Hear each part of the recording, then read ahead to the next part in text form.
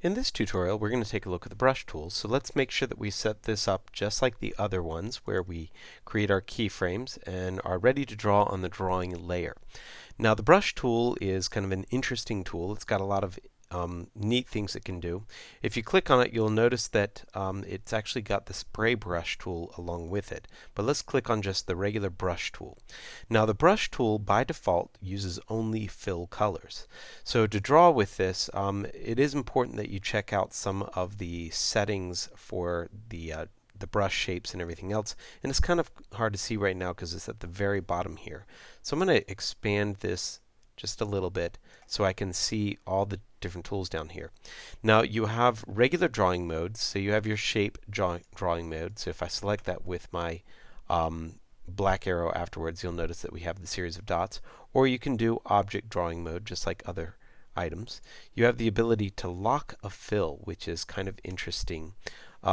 We might have to have something such as a, let's see, something like a gradient that is drawn in here for when we lock our fill. You'll notice that since I don't have the fill locked, each time I draw, it creates a new gradient here.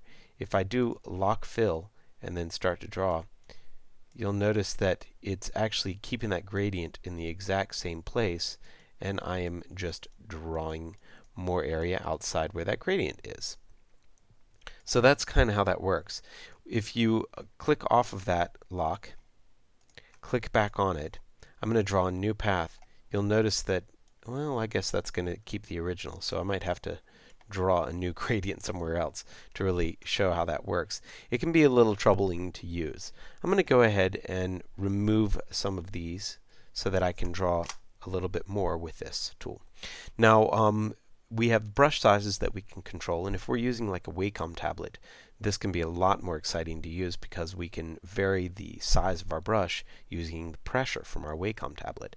And then we can also use the brush tip. We can change that style.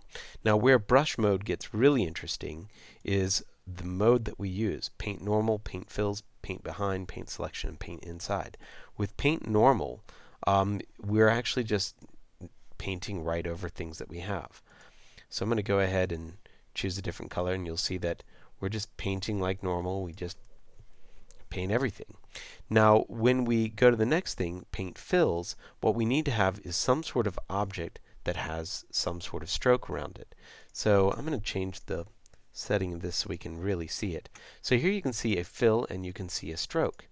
If we are using a brush and we have just paint fills selected, I'm going to go to the brush tool, choose a different color, and then start to brush around this. And you'll see what happens is all of a sudden that stroke now appears back at the top. Now I can delete the fill on the outside, and it leaves behind that stroke on the inside, which can be kind of interesting. So I'm going to try this again. Let me give it a slightly different fill. And this time I'm going to go to the brush tool, and I'm going to use just paint behind. Well, paint behind, let's see if that will change, because I do need to choose a different color. You'll see paint behind will only paint behind that object, which is kind of cool. Now, another thing that we might want to do is use paint selection. And this is important because a lot of times you want to limit what you're going to paint. So what this will do is limit what you paint only to what you have currently selected. So I'll click on the Control key and click on the inside of that fill, and now I'm going to paint a little on the inside here, and you'll see that it has actually painted that inside. Now notice that it has gotten rid of the edge there. That's one of those things that does happen. We can fix that by going to the ink bottle, selecting the edge, and then clicking on that edge again. If you click on one edge and then click on the other one, we can usually copy the edge from one place to another. You can also use the eyedropper to copy an edge and paste it somewhere else. So we could also copy, by the way, copy a fill and paste that fill somewhere else. So those tools can be really helpful to know.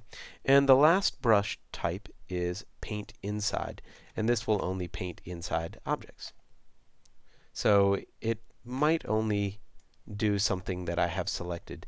I've never really worked with this one as much, but that's how the pen tool works, our brush tool. So save your work.